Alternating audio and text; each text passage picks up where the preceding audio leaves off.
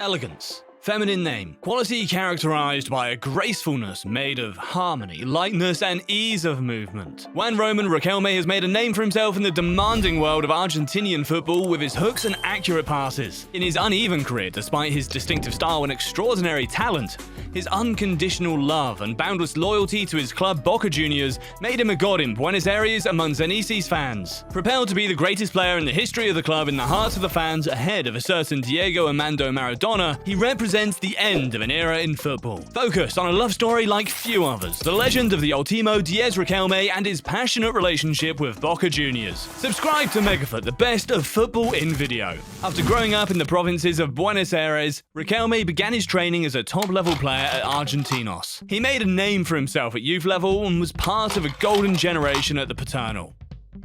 From the outset, his atypical physique was divisive. Fearing that he was too frail and too slow for the pace of high-intensity games, managers struggled to give him a place in the youth ranks. His vision and the ability to set the pace of games gave the teenager credit in the eyes of his coaches. With an astonishing maturity, he brought the generation to the top of the international trophies in the youth category, and is the king of the midfield, facing European clubs such as AS Roma or Borussia Dortmund. At 17 and with his 5 on his back, he joined the club's reserves full of ambition, far from suspecting that his professional destiny would be written elsewhere than at the club of his beginnings. In 1996, Boca Juniors, coached by Carlos Bilardo, was going through a major sporting crisis and was looking to rebuild its youth team. The coach, who lived in the Paternal neighborhood, set his sights on Argentino's youth team. For a fee of $800,000 at the time, the Zeneices picked up a team full of talent, including Fabricio Colcini, Pablo Islas, Cesar Lapaglia, Carlos Marinelli, and the frail Juan Roman Riquelme. Convinced that he was going to strengthen the reserve team, the man who would become the ultimate Diez was approached by Carlos Bilardo to join the national team. He was willing to do anything to play and told the coach, who was anxious to give him the right position, that he could play anywhere except in goal or defense. Riquelme was about to become part of the attacking machinery of a soon-to-be legendary team. Everything accelerated for Riquelme, who wore the yellow and blue shirt for the first time on the 10th of November 1996. 2 weeks later, he scored his first goal for Boca against Rosario Central, placed at the heart of an ever-changing attacking lineup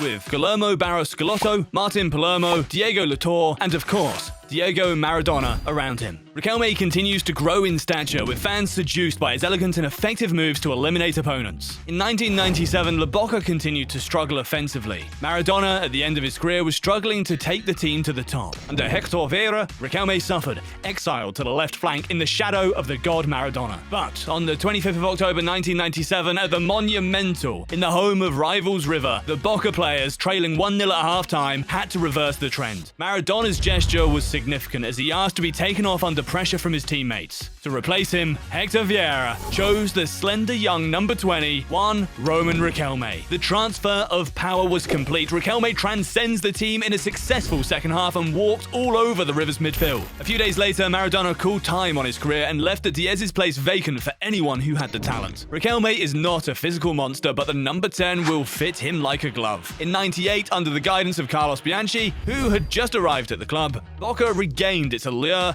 and once again rose to the top of the Argentine game. Riquelme, like a cymbal, dictated the rhythm of the ball with his perfect ball retention, his murderous passes, and his uninhibited tricks. To further shape his destiny, Riquelme refused to move to Europe in his second season, despite a huge offer from Parma in Italy. He wants to make history at his club, and it won't take him long to do so. The following season was the most successful ever for the Argentinian club, winning the Apertura and the Clausura in 1998 and 99. Riquelme led Boca to the Copa Libertadores title after a 22-year drought, defeating arch-rivals River Plate in the quarterfinals. After an opening defeat in the first leg, Riquelme stepped up in the second leg at a Bombonero that was in a state of trance, with an assist, a goal, and above all, a marvelous nutmeg on Mario Yepes. This image will remain the symbol of an extraordinary ass feat, in the pure traditions of the number 10. The Zeneices, who are on course for the title, have booked their place in the Intercontinental Cup in Japan against Real Madrid.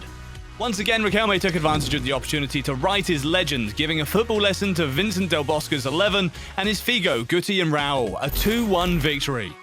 After 22 years, Boca Juniors returned to the limelight of international football, carried by their frail number 10, and even allowed themselves the luxury of retaining their Copa Libertadores title a year later. To conclude 4 years of sensational blossoming, Riquelme could do nothing about Boca's defeat in the 2001 Intercontinental Cup final against Bayern. This painful failure sounded like the end of a first cycle in the prodigy's career. Riquelme's style fascinates. An outstanding ball handler, he is a creator, a writer of football in his rhythm. In the words of George Valdano, if you have to get from point A to point B, you always take the highway to get there as quickly as possible.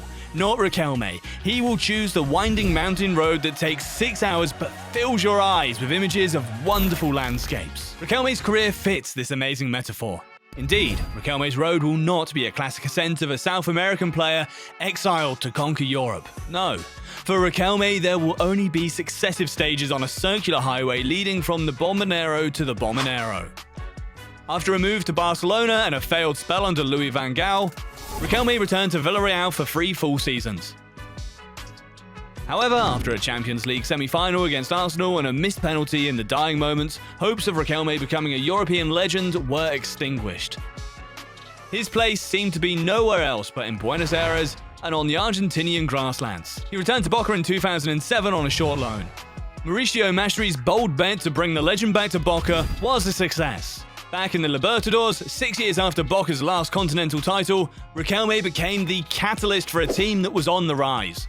With a direct corner kick in the round of 16, a mythical slalom in the quarterfinals, a free kick into the top corner in the semi-finals, and 3 goals in the 2-legged finals, Riquelme put the Libertadores in Boca Juniors' trophy cabinet for the 3rd and final time in his career. He cut the cord with Europe for good, in return for a check for $13 million from Villarreal. Still the most expensive purchase in the history of the Argentine league. Like a final thumbing of the nose at the world of football, Boca buys back its jewel from a Europe unable to appreciate its true value.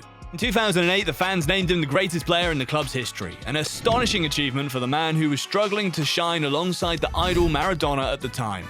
All legends have their dark side to reinforce the light. Outside of Buenos Aires, Juan Roman has never really been able to be Riquelme.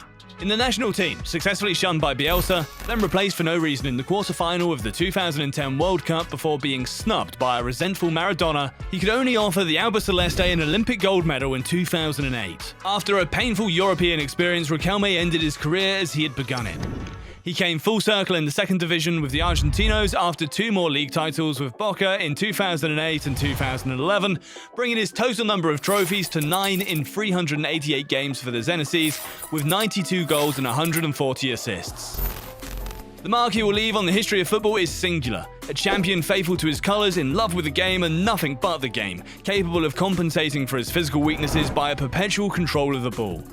When he hung up his cleats in 2014, it was not just a talent that was leaving, it was a whole history of football that seemed to be disappearing and evaporating in a smoke that left us nostalgic for the romantic football and the number 10s of yesteryear. He is now part of the legend, the last of the line of the whimsical creators, El Ultimo Diez. Thank you for watching our video. If you liked it, don't hesitate to talk about our channel around you, to like it and to share it. I'll see you soon for a new video. Ciao!